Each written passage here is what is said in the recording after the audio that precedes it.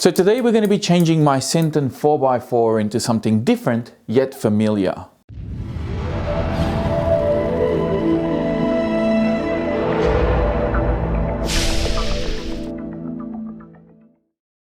Okay, so here's the thing. A long time ago, I had a Slash 4x4 Ultimate. And for those of you who've been following the channel for a long time, you probably remember what it used to look like just before I got rid of it.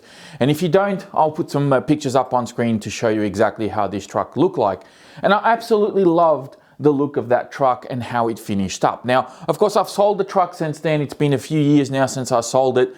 And my Senton here has been sitting on the shelf for a very long time. Now this, as you might be able to tell, is the first generation Senton. It even has the Hobbyco sticker here on the side. So this was sent to me, I think, still whilst ARRMA was owned by Hobbyco before they went bankrupt. And you know, it's a great looking truck. It performed very well. But ultimately, it's been sitting on the shelf for a long time. And every now and again, you know, I get glimpses or photo pops up somewhere on my feed of this Slash that I used to have. And I always think, geez, you know what? I'd love to have that style of truck again. Now, the beauty with being able to convert that Slash into what it ended up being in the end is because you could change out the bumpers front and rear into the Stampede bumpers. You can convert it to 17mm hex quite easily and run buggy tires, and you know, it was just a really simple and basic platform for you to work on and convert it to whatever you want. Now, at the time, there probably wasn't as many options as there are now with the Senton 4x4 and being able to do the same sort of thing with these trucks. So now that all of these parts are available and I'm able to kind of convert and mix and match different bumpers and different things with these cars because they've been around for so long, I figured it was time to bring back that look that I really liked on the Slash, but now I'm going to do it on an ARRMA. So I'm going to show you exactly how many parts it's going to take to actually get that conversion done. Chances are I probably don't have everything, but I should have most things so that you can actually do the same thing at home if you want to. So as you can see, we've got a whole bunch of parts here, and I got to be honest, I don't know if I've got everything. I've been collecting these over the last few months to try and give some time to actually put this build together and show you all what I'm planning to do. But you know, first and foremost, let's start with the body. This is the J Concepts body. I've actually got two of these. This one I've already pre-cut and prepped. I just need to do some masking and then I'll be able to fit that one to the truck. So the body is taken care of. Next up, we have some guards. So these, I think, are the guards. I can't remember if these are, that's the part number there. I can't remember if I got this out of the Big Rock. It may have been out of the Big Rock. I think these might be out of the Big Rock. We have a wheelie bar. Now note that I've gone to the old style wheelie bar, and the reason for that is because I like that this one has a little bit of flex and it's a bit more adjustable. The new wheelie bars that the ARRMA 3S cars come with, I'm not a huge fan of them. They might be more durable, but I just don't like the way they look and how they function. It's not my thing, so I've decided to go with the old style. Got some adjustable body posts. We're going to need these. I think these are out of the granite from memory, so that's the ones I've gone with. And then we have some bumper stops. So what are they called? Bumper springs, actually. That's what they're called there. And then we have some skid plates from underneath. I'll need these because these actually need to go with those bumpers, which we'll talk about in a sec. I've got some body pin tether retainer things. And then in here, I've got a couple of sets of bumpers because I actually got two different sets. I wasn't sure which one was going to work the best. And I got the one, I think this one is out of the Big Rock. So that's the nice beefy one there, which I'll probably use somewhere else at some stage. But I actually prefer, and you'll see I've already got the little bumper spring on there. I actually prefer this one. This one looks a lot nicer. It's a bit simpler. So I'm actually going to be using this one. And then at the back, I can't remember which bumper I'm going to use at the back, whether it's the Big Rock one or whether it's the plain one. It might be that one just because it matches the front bumper. But essentially that's the bumpers I've gone with. You can see that I actually also tried to fit the bumper spring on there, and I actually sort of dummy fitted some of this to make sure it all worked. And like I said, this one to me works the best, the little one, so that's what I'm going to go with. Now, I'm also swapping out the radio because well, believe it or not, I'm still using the standard Tactic radio that it came with. So I got a Futaba receiver to go in there. I've also got a new servo to go with this. This servo, it's a CYS servo. Believe it or not, I got this out of Asia Tees. They actually sent this to me years ago. Such a long time ago they sent me this. This servo has been in a few different cars, but it's still here, still works fine. It's a 6-volt servo. Because I'm still going to be using the stock power system, I'm going to stick with that. I do have other servos that are more powerful, but they're 7.4 volt. And anyway, this is just 6 volts. Now, for wheels and tires, I've decided to switch this over to 17 millimeters. Now, to do 17 mil hex conversion on this, of course, you can use the ARRMA hex conversion, but I actually had, this is a bit controversial considering that I'm doing this all with ARRMA parts and everything, but I actually have a T-branded part that I've been sort of holding on to for many years, and it's these 17 mil hex conversions. I actually got this back when I had my old, and I mean old Emax that was running 14 millimeter hexes, and I got these so I could run 17 millimeter hex tires on there. And eventually I sold that truck as well, and I kept these, and these have been rolling around in my toolbox for years. I've lost count how long I've had these for. I may have even had them even before I started the channel. I can't remember. Or maybe I got them at the very beginning, but regardless, they actually fit perfectly on here. These conversions actually work perfectly, and that's what I'm going to be using. And then of course, I've got the tires. Now with the old Slash, I had some, just some standard Badland buggy tires. Now these ones here, you can see that these are not Proline wheels. These wheels I got off eBay. They were cheap as chips. And the tires, of course, I've just put on some Badlands that I got separately. But I've actually got these, and you may have seen these on my Thunder Tiger Bushmaster video. So these are 2.8 inch Badlands, but they're belted. But even though they're belted, they're still quite soft and pliable, and they're only just a little bit bigger than the standard buggy tire. So you see they're only just a little bit bigger. They are marginally wider, which is one of the reasons why I've decided to go with an upgraded servo as well, because I have a feeling I'm going to go with these, but if they don't look good or they look a bit out of proportion or whatever, then of course I'll just stick with the standard buggy Badlands. So those are my two options. I haven't quite decided where I'm going to go. It really depends on how the truck's going to look at the end. So for now, let's get to work, because I've got to pull some things apart, and then we can start throwing some of these bits on there and hopefully do a very quick conversion, and then we'll finish this off with just a painted body at the end. So the first step I've decided to do is just take the wheels off just to get them out of the way, and while I'm at it, I may as well install the 17 mil hex conversions. Now, these are super easy to put on, but I figured, why not just show you very quickly how these go on, because it's quite simple. But for those of you who might think that there's a bit of a trick to it, there really isn't. Take the wheel nut off, and the wheel comes off just like so. You'll need a 1.5 mil hex driver or Allen key. There's a little grub screw just on the side of the hex here. Get your Allen key in there, undo that grub screw. Don't have to take it out all the way, just loosen it up, and the hex should slide out. There is a cross pin on the axle that, make sure you catch that and don't lose it, because it may come in handy at a later date. Put that to the side, and then you will need a 2 millimeter hex driver. And then here's the conversion itself. This has a 2 millimeter cross pin, little hex cross pin. You take this guy out of here. That's the cross pin just there. And then all you got to do is line up the hole from the axle to the hole where you've just taken the cross pin out of. So just line that up as best as you can. You may need to sort of hold the axle from the other side, because as you're pushing this in, it might slide inwards, and then you won't be able to line it up. And then all you got to do, there you go, just lines up, tighten that all the way until it doesn't tighten anymore. There we go, nice and tight, and that's it, done.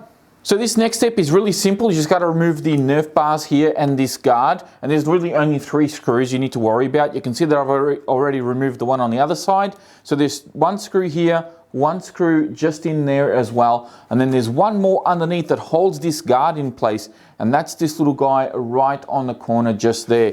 Remove those 3 screws and the whole thing comes off. Now to mount up the new guards is actually really simple, but we can't use the same screws that were on here because it will actually come through. So you actually need to use some 12mm screws. So the one that was at the front is actually a 12mm screw as well. So you can just use some 12mm here to lock these guys into place. And hey presto, you've now got the new side guards in. Make sure you've got this set up in the right way because there's a lip that goes on the inside of the car and a lip that goes on the outside of the car, and then it's just 3 screws holds the guard in place. So this next stage is to remove this front bumper, and believe it or not, there's only 4 screws holding this guy in place. It's super easy to take out.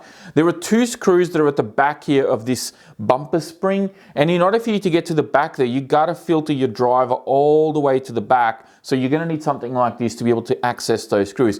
If you're gonna be here with Allen keys, you're gonna be doing this for some time, so you might need to put aside an afternoon. So they're just 2, I think they're about 12mm hexes just there. And then underneath, there were 2 screws that are actually really easy to access. You got one, which is this guy here, and the other one, which is this big one just over here. So there we go. So that's how easy that guy comes out. So this big one is through the front, and this tiny little one is at the back here. Once you remove these screws, you can see the whole thing comes off. Now, in case you're wondering why we need to replace this this plate, this skid plate at the front, well, it becomes pretty obvious once I get the granite one. You can see the angle there is quite different, and unfortunately, you won't be able to fit the granite bumper with this skid plate on there because the angle just doesn't match up. So you can see the difference there, and that's why we need to change these guys over. Okay, so we're moving along pretty quickly now. I've got my front bumper mounted up all nice and clean. That's looking really good. You basically just use all the same screws that you removed before. So those 2 underneath there, and even the ones for the bumper spring, you can put them back onto the shock tower as well. You will need to remove the cross screw that's on the front bumper to put it along here that joins this front piece to the actual skid. And the back I've also finished off as well, and it's very similar rules there. So you basically use the same screws underneath, the same screws for the bumper spring, but you don't have a screw to go across here, and you actually need a 35mm screw to complete this swap over. Once you're done, you can then move on to the wheelie bar. Okay, so my wheelie bar is on, and this was very easy to put on. They actually give you the hardware to put this on. So there are 2 12mm screws that go on the bottom, one on that side and one on that side just there. And then there's also 2 on top here that you can see just there, and that holds the whole thing in place. Now, the wheelie bar is adjustable. You can adjust it here as well, but I'm going to leave it standard for now. Now, I will say they give you 12mm screws for both top and bottom, and I didn't like the way that the top ones kind of fitted. The screws felt a little bit short, so I've actually used some 16mm screws, and I got them from the rear bumper, from the original rear bumper. So just here, these screws that hold the bumper in there are actually 16mm, and there's one on either side. So I took them out of that and used them at the top here. They just have a little bit more meat to grab on, and I feel a little bit more comfortable using the longer screws. Okay, so the next stage here has been to change out the body posts, but you only need to change out the rear body posts. And essentially the reason for that is because these, which are the narrower ones that I purchased, which I think are out of the big rock maybe, or the granite, they need to go on the back so that they actually sit right there. So I don't know if you can see those dots, but I've actually marked where the body posts need to go, and they need to go there. If you try to use the little ones at the front, they kind of end up on the ridges here of where, you know, the bonnet is. So it doesn't really allow you to set up the body posts correctly, so you can't use these at the front. And likewise, these, which are these are actually the rear ones, but they actually work okay in the front. So I've actually marked out the holes for those. They sit somewhere there, as you can see there. But if you try to use these in the back, they kind of, again, end up in these grooves where the molds are, and you can't really fit the body posts in there properly. So you got to go with the narrow ones at the back and the wider ones at the front. Line up the body, mark it out, and then you'll be ready to start drilling and start setting this guy up. Now, as it sits with the body posts pushed all the way down, the body is probably sitting a little bit high. You can see that I've got, I don't know, maybe about 20mm above the front bumper here. And I reckon there's room to lower the body a little bit. So I'll need to actually cut the body posts, because these pushed all the way down, they don't really have anywhere to go in the bulkhead, so you got to basically cut them between the two holes. So I'll have to do the same thing with the new ones as well, to lower them down just one more hole, and I think it'll close it off just a little bit more, make it a little bit tidy, and it won't sit up so high too. So we'll see how it all looks. I'll put it all together as it is, and then we'll go from there, but I'm pretty sure I'm gonna have to lower them.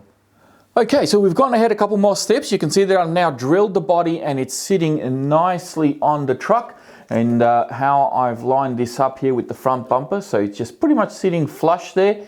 And now that it actually sits in the body post, or in the holes, I don't have a lot of room here to lower the body post anymore, so I think I'm going to leave them as they are and just be happy with it. There is one thing that I'm not super happy with, but there's not much I can do about it other than maybe cutting the body. And you can see that compared to this line here, the body does sit up a little bit higher at the front, which is a bit of a shame, but you know, the body does have a bit of a downward sort of attitude. It's a little bit higher at the back than it is the front. So I don't think it's going to be a big deal. I'm going to leave it as it is. All that needs to be done now is just a nice wash, mask it up, and a coat of paint, and we'll be good to go.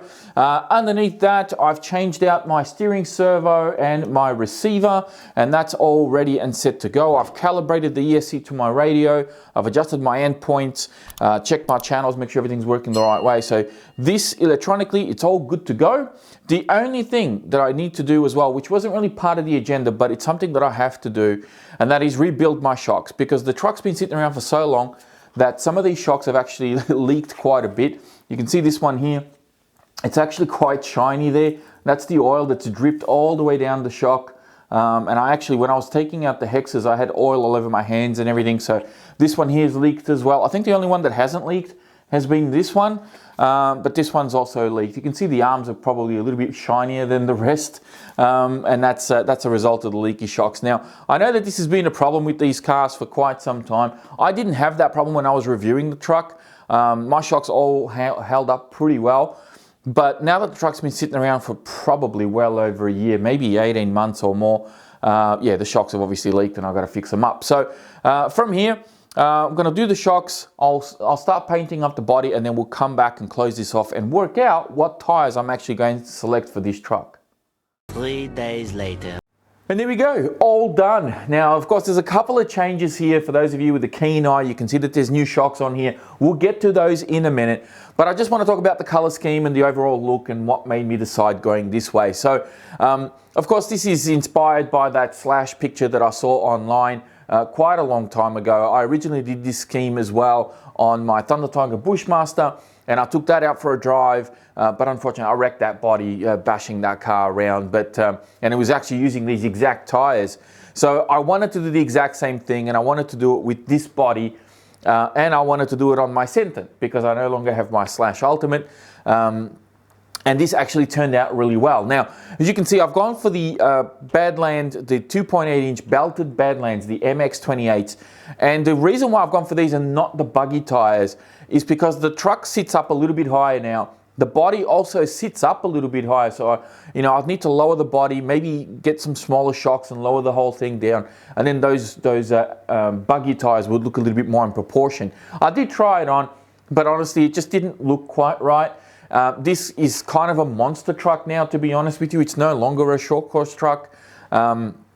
So it kind of fits the bill a little bit better. There's one more thing I may do in the future, which we'll talk about in a little bit. But for now, I'm going to leave everything as it is. So the body, for those of you who are fairly new to painting and want to do something like this on your truck, whether it's this design or something totally different, the way I normally go about it is I find what kind of, sort of drawing I want to do on the side of the body, whether it's stripes or whether it's shark mouth, for example. I just jump on Google and see what I can find. Then I print them out. So I print them out like this. I have to mirror one of them because we want to do a left and right. So usually I mirror them. And then you may take a couple of printouts to get the scaling right to the size that you want. And then eventually, once you've got it the right size, like this one here, I just use a bit of tape and stick it in position where I want it to be on the outside of the body. So this goes on the outside of the body. Then you put your masking tape on the inside of the body, and then using a light behind this so that you could actually see through it, you start making your cuts. You cut out everything that it is you want to cut, and then just peel off the bits that you don't need, and away you go. So I did the green first, then I painted my black, then I did the red, and then I did the white. You're actually supposed to do this in reverse. Dark colors first, then the light colors. But I didn't mind doing the black after the green because the green is fairly dark as it is. And I did about 3 solid coats of green on the body, just so that the black wouldn't influence any color or anything like that. So essentially that's how this is done.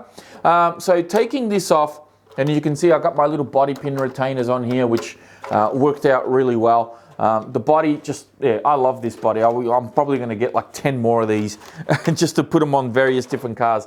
It's probably one of my favorite old-time aftermarket bodies. So we've talked about the tires. You guys know what I've done with the truck so far. But the shocks, why do I have different shocks on here? Well, it came down to me starting to rebuild the stock shocks, and the seals were just completely gone. I started with one shock, and as soon as I put it all back together and started compressing the shock, the seal just blew out and it was just oil everywhere. So those shocks are pretty much done, and I'm like, okay, so I obviously need like a new seal kit, or maybe I need to buy some new shocks, which I didn't have time to do because I wanted to get this done ASAP. But I did have these Trackstar Shocks that Hobby King sent out to me years ago. This was a long time ago. They sent me out a bunch of these shocks for me to use in various different cars as I needed them. And well, I needed them now. I needed a set of shocks, so that's what I've done. Now, the shocks are a little bit bigger than standard, and to fit them, there are a couple of things that we need to do. So to give you an idea of size difference, this is the front shock of the Senton, and this is the shock that I've used. So you can see the size difference just there. It's not a huge difference, but it is enough. And the same thing for the rear. So this is the rear shock, which is a little bit longer, and you can see just how long the Trackstar shock is. It's really hard to find aftermarket shocks that actually, just fit with a variety of different trucks. But this kind of works. Now, for oil on the shocks, because these don't come with oil pre-filled, I've actually done and put Tinkorelli oil, because I have this, Tinkorelli sent me out these oils when they sent out the Skeeter, as well as a bunch of other stuff. And I used 1000 CST in the rear, and I've gone 900 CST in the front. And it actually feels pretty good. I don't mind that it's a little bit stiffer, but these shocks should hopefully hold up very well on a truck like this. This is a lightweight truck.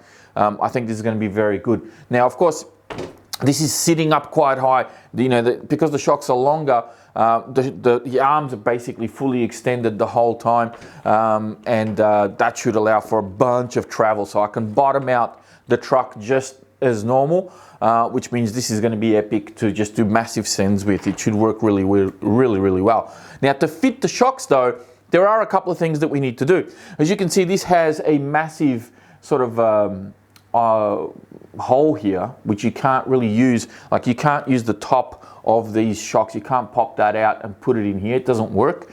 And on top of that, because the shock is a bigger diameter, when I put it on the arm, it was rubbing or just missing the drive shaft. So you have to step the shock out a little bit, and you got to put some spacers. Now, what I've done, I've actually got these, not for this application. I actually had these for like standoffs for like motors on my planes and stuff. And I've got some a row of M4, and I've got some M3 ones, and they come at various different lengths. So I actually needed one of these, which is like a 3mm thickness, and then this one here, which is an 8mm, I think, from what I can see.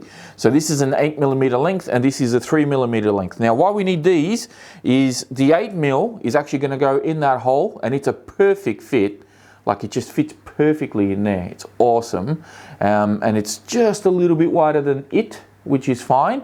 And that, of course, goes for the top. And then this I used behind the shock and stepped it away from the arm. So that's just where your 3mm one goes there. And this has worked brilliantly. It's cleared the drive shafts. The shock fits perfectly nice and snug inside the shock tower as well. And it just works a treat. The truck, I think, is going to work very well. You can see underneath the arm there, you can see where that little spacer is. I did need to use longer screws here, so I've gone for some 20mm screws on the bottom, because I think the stock ones are like 15 or 16mm. and because I've got now that spacer, I wanted to make sure I had plenty of screw in the actual arm to support the shock and the weight of the truck. So that's pretty much everything as far as I can remember. This has been a bit of a nice build, and the truck looks very different to your standard Senton now. It looks a bit more of a monster truck. I love the way it's turned out. The paint scheme on this is just fantastic. I may even paint another body like this, but maybe just with a different color in the future, or I may just put an actual monster truck body on here. Who knows? So the options are limitless now because I've got a couple of spare body posts and everything else. So yeah, I can change the look of this at any stage if I get a bit bored with it. Now, for those of you who are wanting all the part numbers and everything for all of this, if you want to do something like this yourself, check the video description. I'll have part numbers for all the bits that I've changed around on here. I'll try and have part numbers for the Trackstar Shocks as well, in case you want to use those. I don't know if Hobby King do these anymore, but if they do, I'll have links in there. If not, you may need to source some different shocks. But that pretty much wraps up this video. I know it's probably a little bit long, but it's been a long time since I've done a full conversion of anything and done a full RC pit stop where I actually go through in some detail with everything that goes on, because I know there's a lot of people out there that want a little bit of inside information on how some of these things are done, how to convert some of this. Not everybody's an expert. Sometimes you just need a little bit of help. And hopefully this video has helped some of you out there, or at least inspired some of you to go out and maybe just change out the look of one of your RCs, because this guy's been sitting around for so long. I've got my Senton 6S just behind there, the V1, which has served me well for so many years. But this one, I couldn't bring myself to get rid of it. Instead, I decided to do something a little bit different, and I'm totally stoked with how everything's turned out. So the only thing that I am going to do maybe in the future is actually do a little bit of hex extenders and just widen this guy a little bit, because yes, you can run wider arms, maybe get the Creighton arms or even the big rock arms, which are longer, but that's a big expense. I may actually use the 12mm hexes, and then I've got a conversion from 12 to 17, which will give me, I think, an extra 10 or 15 mil either side. And that will widen everything out, because when this actually goes down like that, you can see that these tires are kind of hitting the body a little bit. So if I bottom out, it's probably going to rub the tire. And instead of cutting the body, I may just widen it out just a little bit, just so it misses. So that might be something I might do in the future. But that's probably the only change that I'm going to do to this truck. Other than that, I'm absolutely in love with it. I can't wait to drive it. Stay tuned, because there will be a video of me driving this thing very, very soon. So that is it from me. Thank you all very much for watching. If you enjoyed it, please be sure to hit that thumbs up button before you go. Don't forget to subscribe to the channel if you're new, and I'll be speaking to you all next time.